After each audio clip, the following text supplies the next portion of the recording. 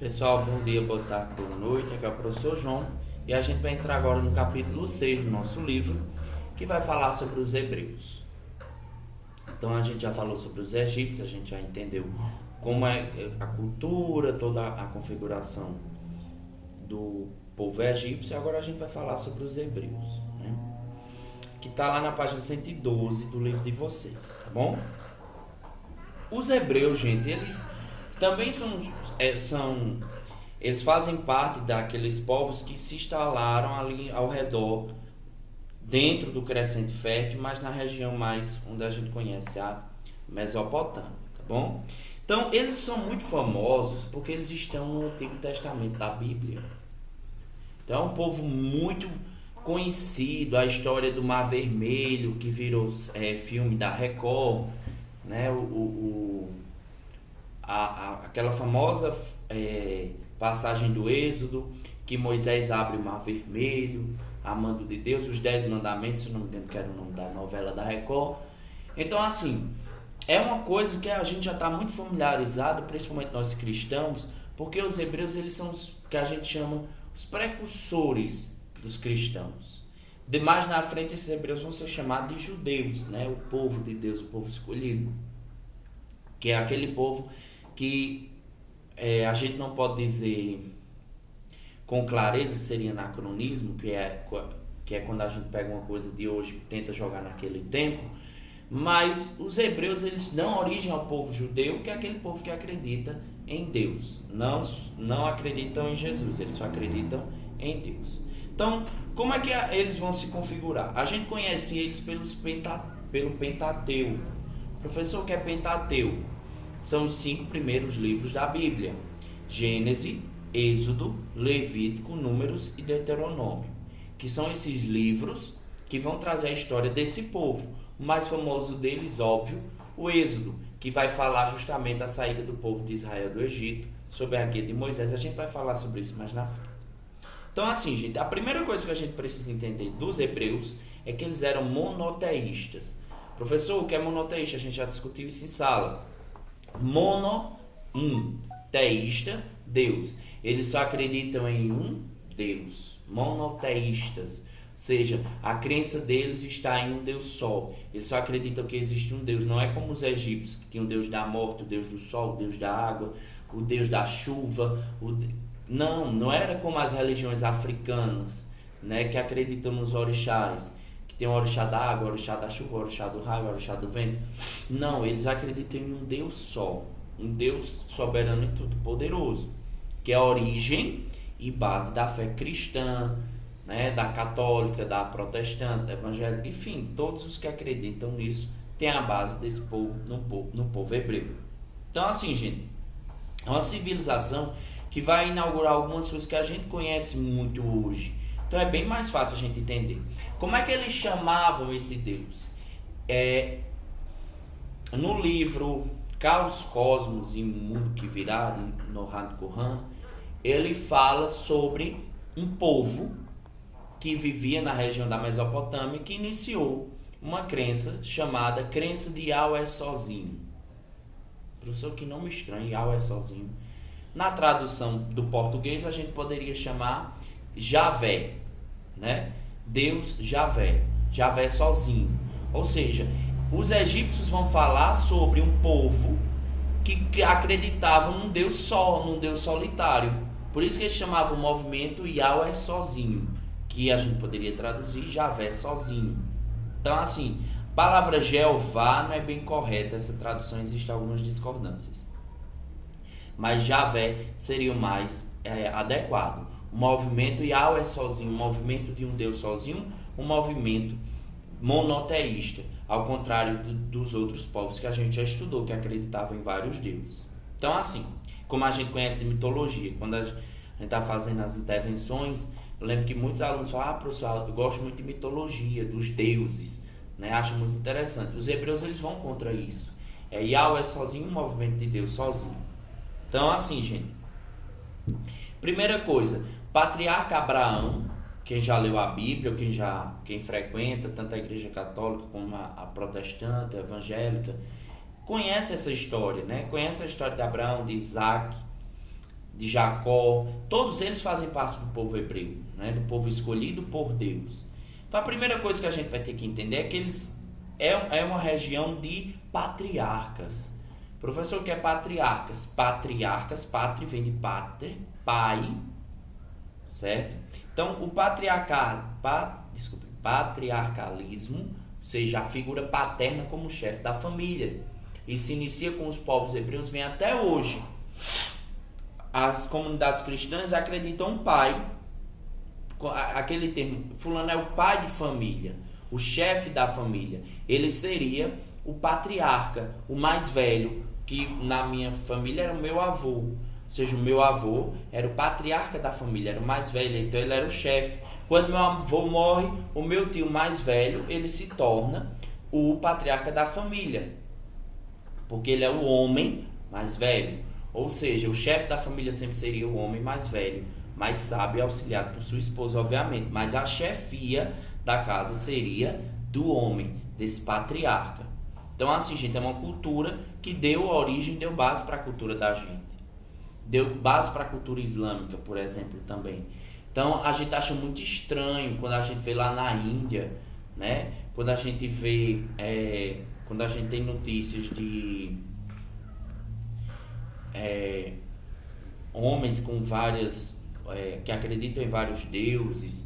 A gente acha muito esquisito algumas culturas, no caso da indiana, né? Que tem a deusa Shiva, enfim, as culturas africanas. Porque a nossa base é a base hebraica. Outra coisa importante também, como eu já falei, são os 10 mandamentos, aquela novela da Record. A base da lei deles foram os 10 mandamentos que Deus entregou a Moisés, né?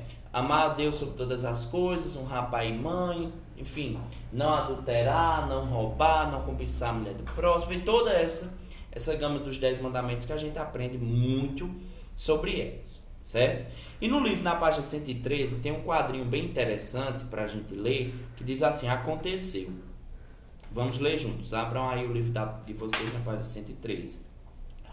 O famoso relato da passagem pelo Mar Vermelho há muito tempo é discutido. Segundo a narrativa bíblica, Moisés, o eleito por Deus, no caminho para a terra prometida, Canaã, durante a fuga do Egito, evento conhecido como Êxodo, que é o nome do segundo livro da Bíblia, teria aberto um caminho em meio ao Mar Vermelho, para que os hebreus pudessem atravessá-lo. Em seguida, fechou o caminho, matando inúmeros soldados egípcios afogados. Os historiadores elaboraram várias teorias para explicar a história. Entre elas, destaca-se a teoria de que a travessia se deu pelo Golfo de Suez, no momento em que, devido à maré baixa, as águas ficaram rasas, possibilitando a passagem, e logo em seguida a maré teria subido, afogando os egípcios. Outra teoria de destaque se refere à passagem também pelo Golfo de Suez, mas em região mais próxima ao Egito, onde as águas eram rasas. Porém, o terreno era pantanoso, o que acabou afundando os carros de guerra dos egípcios. Os debates e as divergências sobre as passagens do Mar Vermelho continuam, muito em razão de não existirem vestígios históricos desse relato. Porque assim, gente, fato é que eles fugiram. A gente tem que entender como foi isso, professor. Os hebreus, eles foram presos pelos egípcios. Lá na passagem para o Médio Império, e eles foram feitos de escravos. Ou seja, quando a gente estuda Egito, a gente vê que eles não tinham escravos, mas depois eles começam a ter esses escravos. Os hebreus são escravizados. Nesses filmes que eu falei, nessas séries, mostra muito os hebreus apanhando, sendo chicoteados pelos egípcios. Então, assim, eles passaram 1000 anos de escravidão, né? A mente deles era: um dia Deus vai libertar o povo e vai mandar para uma terra prometida, né? A terra prometida onde jorra leite e mel. Acho que vocês já ouviram essas frases nas igrejas, novamente cristãs, sendo católica, protestante, enfim. Então eles pensavam muito nessa passagem, no dia que viria alguém que levaria eles para a terra prometida. Por que terra prometida? Por que esse nome? Porque seria uma terra fértil, onde eles viveriam em paz, né? Onde eles poderiam plantar e colher e não seriam mais escravos dos egípcios. E aí vem Moisés, aquela famosa passagem que a gente conhece, começa a liderar o povo para fora do Egito, né? Para se libertarem da escravidão, para fugirem do faraó. Então ele vai, depois o faraó manda o exército atrás deles. Então aquele povo, aquela nação inteira, estava com risco de ser escravizada novamente. Eles chegam à beira do Mar Vermelho, tem um mapa aí na página 114, para a gente poder olhar bem. Eles vão chegando, aliás, desculpa gente, da página 114, é do Mar Morto. Do Mar Vermelho a gente desenhou em sala, mas tem, quando a gente fala de Egito, deixa eu só achar aqui a página, se quiserem pesquisar na internet também o mapa, mas tem lá na página 98. Vocês estão vendo aí o Mar Vermelho? Eles vão atravessar esse Mar Vermelho, tá bom? E vão lá para cima, onde tem Kadesh, Damasco, nessa região aí que ficaria Tiro, estão vendo? Essa terra seria a terra prometida, por onde é que eles deveriam passar. Então o que é que acontece? Quando chega na beira do Mar Vermelho, eles não tem o que fazer. Os egípcios vão os recapturar. Quando chega na beira, Moisés, guiado pela palavra de Deus, segundo a tradição, levanta, bate o cajado no chão, né? Levanta, e o Mar Vermelho se abre em duas colunas. O povo passa. Quando os egípcios continuam a perseguição dentro do Mar Vermelho, o Mar Vermelho se fecha e mata os egípcios. Isso está lá na Bíblia, tem vários relatos sobre isso. O problema é que, para os historiadores, não tem fontes históricas, porque se tem, foi levado pelas águas, enfim. Então ficam essas teorias. Será que não foi na beira do Mar Vermelho, estava a maré baixa, eles conseguiram passar? Quando os egípcios chegaram, estava a maré alta? Gente, eu sou suspeito a falar por ser religioso, mas assim, os egípcios, eu creio que eles não eram estúpidos de entrar numa maré, mesmo a maré baixa, com os carros.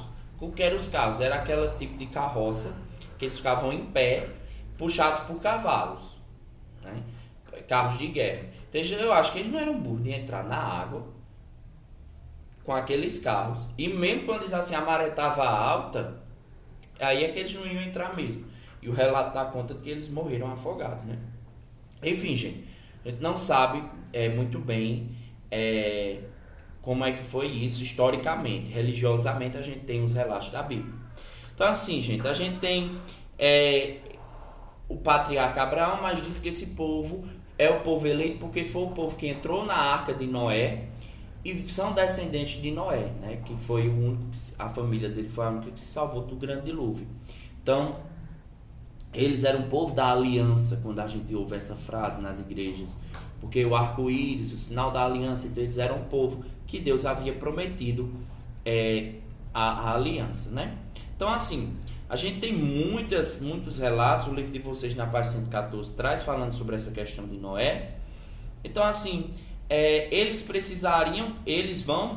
pretenderiam ir para o Rio Jordão, que era a terra prometida, lembrem-se, todas as civilizações antigas, elas se desenvolvem à beira da água. Os egípcios no rio Nilo, os mesopotâmicos rio Tigre e Eufrates, e os hebreus iriam para o rio Jordão, que daria a eles a mesma possibilidade do rio Nilo, a mesma possibilidade do rio Tigre e Eufrates. Hoje em dia, gente, um amigo meu e uma amiga foram para a Palestina e disseram que o rio Jordão está bem fraquinha a água, não é mais aquele rio como os relatos não contam, né? Devido à ação humana. Então assim, gente, acredita-se que eles conseguiram, depois de 40 anos peregrinando pelo deserto, acho que eles se perderam assim, ficaram bananagem do exército, mas quando eles chegam, eles se estabelecem lá, vivem da agricultura, do pastoreio e do gado. Por isso que há muitos relatos da Bíblia dos pastores, né? Então, o pastoreio, o cuidado de ovelhas se torna muito comum lá no Rio Jordão. Para encerrar essa fase, nós vamos fazer o exercíciozinho da página 115, que são 3 questões, ok? Na próxima aula a gente vai aprofundar mais sobre o Êxodo, sobre a organização política hebraica. Mas sobre a origem deles, questão 1. Analise o trecho da Bíblia e reflita e comente sobre sua importância para entender a história do povo hebreu. E aí ele tem um trecho da Bíblia retirado do livro do Êxodo, capítulo 3, E a gente vai ver assim, vocês vão ter que dizer por que a Bíblia é importante, já que não tem registro histórico. A Bíblia é um documento histórico também importante, só que de viés religioso. Além de ser respeitada e acreditada por muitas religiões, além das cristãs, também a gente tem a religião as religiões como o Islã, né, que acreditam nesses 5 livros do Pentateuco. Questão 2. Os egípcios, assim como os mesopotâmicos, acreditavam em vários deuses, muitos por tentarem justificar fenômenos da natureza. A prática politeísta era mais comum até a formação do povo hebreu. Explica o surgimento do monoteísmo na humanidade. Então a gente tem, o monoteísmo, a origem deles não é o hebreu só. Lembra lá daquele faraó do Egito que criou o deus Atom, que era o único deus. Então ele era monoteísta, porque ele acreditava só em um deus. Então, a partir de Amenófis IV, lembra lá daquele faraó do Egito, que criou um deus sozinho, que era ele, e o movimento de Yahweh sozinho, que eu falei na aula, né? Que dá origem à crença monoteísta, que é a crença em um deus só. Por que o Pentateuco é de suma importância para o povo hebreu? Porque é lá que conta a história, gente. Vocês vão falar aqui no Pentateuco, no livro do Gênesis, Êxodo, Levítico, Números e Deuteronômio, conta a história do povo hebreu, né? Desde lá de Adão e Eva, passando por Noé, até a fuga para o Egito, tá certo? Então é isso. A gente se encontra durante a semana para a intervenção e debater sobre essa aula. Valeu!